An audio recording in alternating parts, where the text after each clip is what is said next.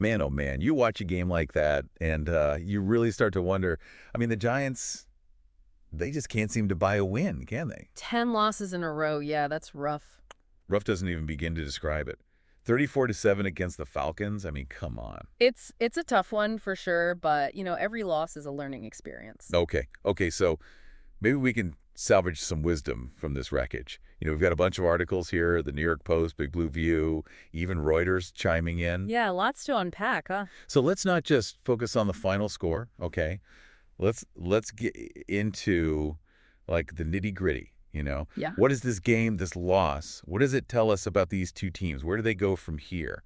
That's what we're going to deep dive into today. Yeah, sounds like a plan. All right, so first things first, the game itself. Now, you see 34-7 and you think, oh, total blowout.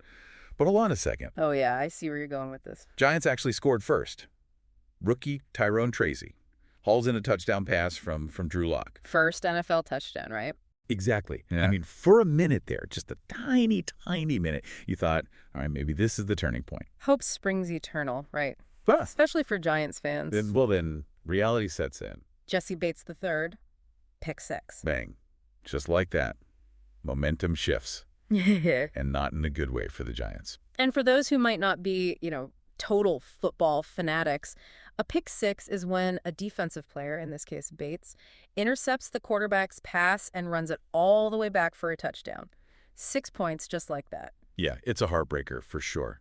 And it just seemed like from that moment on, everything went downhill for the Giants. Absolutely. The wheels came off. It's easy to look at the score and say, oh, the Giants were just bad. But it's rarely that simple. So what are we saying then? It wasn't just bad luck. No, not just bad luck. I mean, yeah, there's always a bit of that in football, but this was deeper. You got to look at Drew Lock, 2 pick 6s, a lost fumble. Ouch. Not a good day at the office for the quarterback. But here's the thing. You can't pin it all on him. Oh, I knew you were going to see that. The offensive line. Bingo. Ugh. They were struggling big time. 3 sacks on Lock, not nearly enough time to make plays. And look at the numbers. 234 total yards for the Giants, 14 first downs. That's anemic, man. Yeah, you can't win games like that. Yeah. And I think this highlights something really important about football, right? It's not just about individual talent. It's about the whole team working together. Totally. 100%. I mean, you can have the best quarterback in the world, but if your offensive line can't protect him, he's going to get crushed. And on the flip side, if you've got a weak defense, it puts even more pressure on the offense to score points. It's a delicate balance. Exactly. And then you throw in the penalties, those little mistakes that could really kill a drive. It feels like the Giants were just like constantly shooting themselves in the foot. Lack of discipline, yeah, that can really derail a team. Okay, so Giants, obviously a lot to work on, but let's shift gears a little bit, talk about the Falcons. 8-7 now, yeah.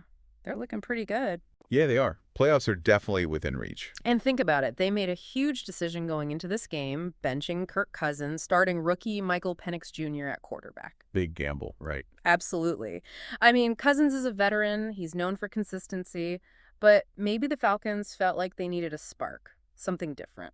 So how'd Penix Jr. do? Not bad for a first start, 18 completions on 27 attempts, 202 yards passing. Did throw a pick, though. Good thing it wasn't another pick 6. Right. But seriously, you got to think benching Cousins, starting the rookie, that signals something about the Falcons' mindset. They're not just playing out the string, they're going for it. Yeah, I like that. Bold moves. Now, can we talk about Bijan Robinson for a second? The guy was a monster on the field. 94 rushing yards, 2 touchdowns. He's a beast. It's a reminder that you can have all the fancy passing plays in the world, but you still got to be able to run the ball effectively. It's the foundation of a good offense. Sets the tone, controls the clock. So, Falcons, playoffs in sight, rookie quarterback making waves, and a running back who can just bulldoze through defenders. What's not to like?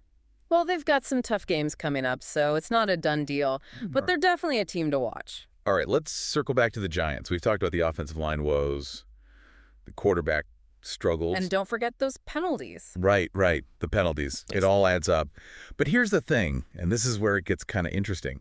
The Giants might actually benefit from all this losing. The silver lining of a terrible season. Exactly. They're currently in line for the #1 pick in the draft. Which means they get their choice of all the top college prospects. And in a quarterback-driven league, you got to think they're eyeing one of these talented young quarterbacks coming out. We're talking Travis Hunter, Shedder Sanders, Cam Ward. Any one of those guys could be a franchise changer. It's almost like this game against the Falcons was a preview of what the Giants need to address in the draft. They saw firsthand what a dominant running back can do. They saw the potential of a rookie quarterback. And they saw the consequences of a weak offensive line. 2 games left for the Giants against the Colts and the Eagles. And they haven't won a single game at home this season. Can you imagine that? Ending the season 0-9 at home? It would be historically bad. So as we wrap up this deep dive, I got to ask you, and I want our listeners to think about this too. Do you believe a strong draft pick, maybe even a franchise quarterback, is enough to turn the Giants around next season? Or are there deeper issues at play here, issues that go beyond just talent? It's a great question, and there's no easy answer. We'll have to wait and see how the rest of the season plays out, and then, of course, how the draft unfolds. It's going to be a long offseason for the Giants. Lots of decisions to be made, lots of questions to answer. But hey, that's what makes football so fascinating, right? The constant ebb and flow, the hope, the heartbreak, the possibility of redemption. We'll be here to cover it all every step of the way. Absolutely. It's going to be an interesting ride, that's for sure. Thanks for joining us for another deep dive. We'll see you next time. Today is your lucky day. Today is the day that our $3 website works for you, paying you directly to your PayPal daily. Imagine $3 ongoing continuous payments to your PayPal account. Imagine falling asleep and waking up to $300 in your PayPal account. How would this make you feel? How could this help you? What bills could you pay? What kind of fun could you have? What does that retirement look like now? All for a one-time payment of $3. This website is DFY done for you, fully built and completely hosted, and never stops collecting payments for you. You have spent $3 on coffee on a regular, but that coffee won't help you create multiple streams of income. Click the link below.